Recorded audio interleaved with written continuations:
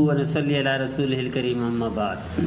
میرے بھائی اور دوستو، اسلام میں اقلیتوں کے حقوق رکھے۔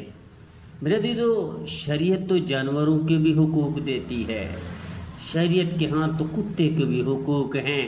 میں نے پہلے بھی عرض کیا تھا کہ نوح علیہ السلام کا نام نوح نہیں تھا، نوح کیوں پڑا؟ نوح کرتے کرتے کیوں نوح کرا؟ اسرائیلی روایت ہے کہ ایک دفعہ تشریف لے جا رہے تھے، کتے پر نظر پڑی، عجیب سا کتا تھا، کوئی عجیب سا، تو ان کو تھوڑی سی حقارت کی نظر سے دیکھی تو اسرائیلی روایت کے مطابق اللہ کے ہاں اتنا فریاد کی، اتنا روئے، اتنا نوحہ کیا کہ ان کا نام نوح پڑ گیا، ایک نبی۔ اور پھر امام غزالی رحمۃ اللہ لکھتے ہیں، میرے عزیزو، حضرت داؤد علیہ السلام کیڑے کو دیکھ کر عجیب سا، کیڑے کو اللہ نے کیوں پیدا کیا؟ اس کیڑے کو اللہ نے گویائی دی، زبان دی، نے کہا یا داؤد میں سبحان اللہ و بحمدہ، سبحان اللہ العظیم و بحمدہ استغفر اللہ 1000 بار پڑھتا ہوں صبح شام، اور میں درود نبی آخر، نبی کریم صلی اللہ علیہ وسلم، آخری نبی کریم صلی اللہ علیہ وسلم پر 1000 مرتبہ درود شریف صبح شام پڑھتا ہوں۔ اور اسی طرح اور بھی چیزیں بتائیں، اے داؤد آپ بتائیں آپ اللہ کو کتنا یاد کرتے ہیں؟ تو انہوں نے توبہ کی، یا اللہ مجھے معاف فرما دے کہ میں نے کیڑے کو سمجھا شاید فضول ہے، یہ تو تیری عجیب مخلوق ہے جو سارا وقت، اللہ خود فرماتے سبح للہ ما فی السماوات و ما فی الارض یسبح للہ ما فی السماوات، ساری کائنات میں ساری مخلوق اللہ کو بہت پیاری ہے، اللہ کو یاد کرتی ہے۔ تو میرے دیدو، اسلام میں کیسے ہوگا، کیسے نہیں ہوگا کہ اقلیتوں کے حقوق نہ ہوں؟ نبی کریم صلی اللہ علیہ وسلم کی حیات میں، حضور صلی اللہ علیہ وسلم کی موجودگی میں یہودیوں جیسے بدترین دشمن وہ بھی موجود تھے مدینہ منورہ میں۔ یہ تو اور بات ہے کہ ان یہودی جو اقلیت میں تھے وہ سازشوں میں مصروف ہو گئے، یہاں تک کہ ایک مسلمان عورت کی بے عزتی کی اور مسلمان عورت کو بدنام کرنا چاہا، تو اور بھی وجوہات تھیں، اس لیے نبی کریم صلی اللہ علیہ وسلم نے جب انہوں نے خلاف ورزیاں کی معاہدوں کی اور مسلمان عورتوں پر ہاتھ ڈالنا کی ابتدا کرنے کی شروع کی تو نبی کریم صلی اللہ علیہ وسلم نے ان اقلیتوں کو نکال دیا، ورنہ سرکار دو عالم صلی اللہ علیہ وسلم تو کتوں کے، یہاں تک کہ ایک روایت میں ہے جانوروں کا بھی خیال کرتے تھے۔ میرے عزیزو، تو نبی کریم صلی اللہ علیہ وسلم کیسے نہیں فرمائیں گے؟ اور اسلام میں کیسی اقلیتوں کے حقوق نہیں ہوں گے کہ میرے نبی جانور کا خیال کرتا تھا؟ دو صحابی آپس میں جانور پر سواری کرتے ہوئے باتیں کر رہے تھے، ارشاد فرمایا یا تو اتر جاؤ یا پھر چلے جاؤ، کیوں جانور کو تکلیف دے رہے ہو؟ ایک صحابی کو دیکھا کہ وہ چھری تیز کر رہے ہیں اور گردن پر ان کا پاؤں رکھا ہے، فرمایا ایک جانور کو 2 دفعہ کیوں ذبح کرتے ہو؟ میرا نبی تو جانور کے اوپر بھی رحیم تھا، کریم تھا، کرم کرتا تھا۔ بلکہ ایک گدھے کو دیکھا نبی کریم صلی اللہ علیہ وسلم نے، میرے سے فرمایا اس کو داغا تھا کسی نے گدھے کو، فرمایا ملعون ہے وہ شخص، لعنت ہے اس شخص پر جس نے اس کو تکلیف پہنچائی، گدھے کو داغا۔ تو اقلیتوں کے حقوق کیسے نہیں ہوں گے شریعت میں؟ میرے دیدو، اگر اقلیت اپنی مذہب کے مطابق وہ کرنا چاہیں، یعنی مسلمانوں سے چھیڑ چھاڑ نہ کرے اور عبادت کرنا چاہیں، شریعت ان کی پاسداری کرتی ہے، ان کے حقوق کو بولتی ہے کہ ان کے حقوق کا خیال رکھا جائے اور ان کی حفاظت کی جائے، یہاں تک کہ ان کی عبادت گاہوں کی بھی حفاظت کی جائے کہ کوئی مسلمان اٹھ کر ان پر حملہ نہ کرے، اور ان کو بھی محفوظ بنا جائے، کوئی مسلمان اٹھ کر ان کو تکلیف نہ دے، یہاں تک کہ ان اقلیتوں پر کافر بھی ان کو کوئی باہر سے آ کر تکلیف نہ دے، شریعت اتنا خیال کرتی ہے۔ لیکن اب شریعت کے ہاں اقلیت کے اسی طرح شہری حقوق ہیں جس طرح مسلمانوں کے ہیں، اسی طرح رہن سہن کا ان کو آزادی ہے جس طرح مسلمان کو ہے، اسی طرح عبادت کرنے کا حق ہے جس طرح مسلمان کو ہے۔ لیکن عبادت گاہیں بنانا، اس کے لیے کیا ہے شریعت؟ میرا عزیزو، جہاں مسلمانوں کی اکثریت ہو، نئے عبادت گاہوں کو منع کرتی ہے شریعت، کہ جہاں عبادت گاہیں جو ان کی بن چکی ہیں، جو ان کے معبد بت خانے جہاں عبادت کرتے ہیں، وہ چرچ کہیں یا کچھ اور نام دیں، وہ ان کی حفاظت کرتی ہے، ان کا خیال رکھنے کا حکم دیتی ہے. لیکن نئے عبادت خانے اس لیے کہ مسلمان اللہ کے رسول کا فرما بردار ہوتا ہے. مسلمان بت پرست نہیں ہوتا، نہ بت پرستوں کی حمایت کرتا ہے، لیکن اقلیت اپنی عقیدت کے مطابق رہنا چاہیں اور امن کے ساتھ رہنا چاہے تو ان کی حفاظت بھی کرتی ہے، ان کو آزادی بھی دیتی ہے. لیکن نئے بت خانے بنانے کی شریعت حوصلہ شک نہیں کرتی ہے.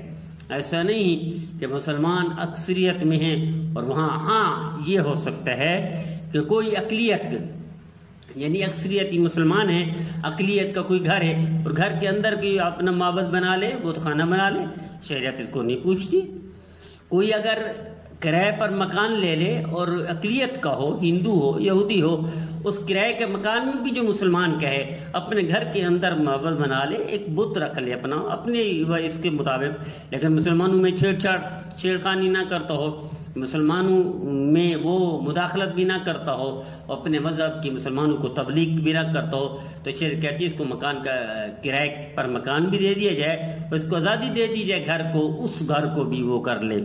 لیکن نئے معبد خانے، نئے بت خانے، نئی عبادت گاہیں، میرے عزیزو شریعت اس کی حوصلہ شکنی نہیں کرتی ہے، اس کی اجازت نہیں دیتی. لیکن اس کا حل کیا ہے؟ اس کا حل کیا ہے؟ اس کا حل وہ نہیں ہے جو مسلمان ہم کرتے ہیں.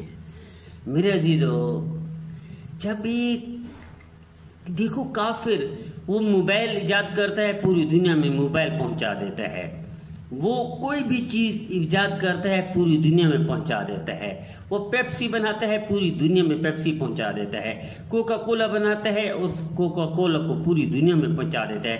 آپ اندازہ کریں 90 کے قریب ملٹی نیشنل کمپنی ہیں پوری دنیا میں چھائی ہوئی ہیں، یہی حکمرانی کر رہی ہیں، یہی تجارت کر رہی ہیں اور حاوی ہیں تجارت پر، معیشت پر، بازاروں پر. ملٹی نیشنل کمپنی، ان میں ایک بھی پاکستان یا ایک بھی مسلمان ملک کی نہیں ہے. تو مسلمان کن چیزوں میں الجھ گئے؟ لڑائیوں میں الجھ گئے، ایک دوسرے کے رد کرنے پر الجھ گئے اور گالیوں میں الجھ گئے، غیبت، برائیوں، بہتانوں میں الجھ گئے اور اصل کام کرنے کے رہ گئے. اس لیے میرے نبی نے تربیت فرمائی، قوم کو تربیت کر کے ایسا قیمتی بنا دیا تھا کہ سارے کام ہوتے چلے گئے. آج ہم پل بنا لیتے ہیں، سڑکیں بنا لیتے ہیں اور ایئرپورٹ بنا لیتے ہیں، بندرگاہیں بنا دیتے ہیں، لیکن ہم تربیت نہیں کر پاتے، جس کی وجہ سے قوم نہیں بن پاتی اور آپس میں الجھتے کوئی بھی مثبت تعمیری اصلاحی کام نہیں کرتے، ایک دوسرے کو گالیاں دیتے تھے مر جاتے ہیں. تو میری التجا یہ ہے کہ اب اس کا حل کیا ہے؟ کہ حل یہ ہے مثلا دبئی میں بنا، نئے بت خانے بنے، سعودی عرب میں بنے اور بھی اسلامی ممالک میں بنے، پاکستان میں بھی بن رہے ہیں. تو کیا علاج یہی ہے کہ ہم گالیاں شروع کر دیں؟ گالی سے منع کیا میرے نبی نے. علاج یہی ہے کہ ہم غیبت شروع کر دیں؟ غیبت تو کافر کی بھی جائز نہیں ہے. اور علاج یہ ہے کیا اسی طرح ہم الزامات اور تہمتیں لگانا شروع کر دیں؟ وہ تو فرعون کے لیے بھی جائز نہیں ہے، حجاج بن یوسف کے لیے بھی جائز نہیں ہے. تو میرے عزیزو، علاج یہ ہے کہ اگر کافر اپنی چیزیں پوری دنیا میں پہنچا سکتا ہے تو ہم تربیت یہ کیوں نہیں کر سکتے؟ جس وجہ سے ہمارے مسلمان نوجوان گمراہ ہو رہے ہیں، قریب ہے کہ اسلام سے نکل جائیں.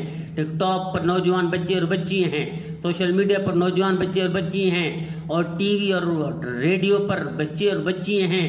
اسی طرح اس میڈیا پر اور ٹی وی پر بچے اور بچیاں ہیں ناچتی نظر آ رہی ہیں.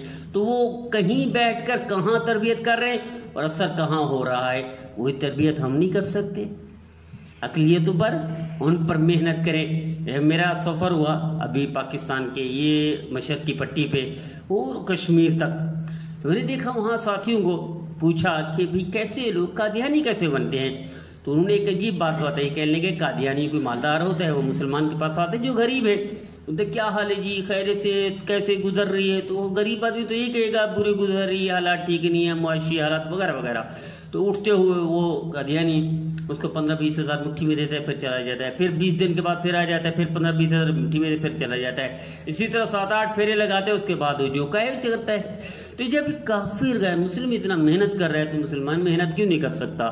اس کا حل اگر کوئی مندر بن رہا ہے کہ حل لڑائی نہیں ہے، گالی نہیں ہے، غیبت نہیں ہے، اللہ سے دعا ہے اور التجا ہے، پیار محبت سے، اصلاحی انداز سے، تعمیری انداز سے اس کو وہ کر سکتے ہیں۔ لٹھ مارنا، ڈنڈے مارنا، لڑائی کرنا، گالی دینا، میرے عزیزو یہ میرے نبی نے نہیں کیا۔ میرے نبی نے کبھی زندگی بھر گالی نہیں کی، میرے نبی نے کبھی زندگی بھر غیبت نہیں کی، میرے نبی نے زندگی بھر الزام تہمت نہیں لگائی۔